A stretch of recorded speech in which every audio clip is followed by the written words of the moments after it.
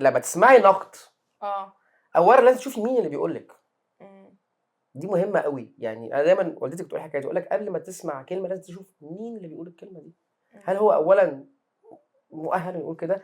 هل بيقول كده علشان يفيدك زي ما انت قلتي، ولا عشان يضايقك، ولا عشان يوجعك، ولا عشان يستفزك، ولا علشان يبقى اسمه قال اي حاجه وخلاص؟ في ناس تحب يبقى عندها راي. حتى لو ملوش اي بيس.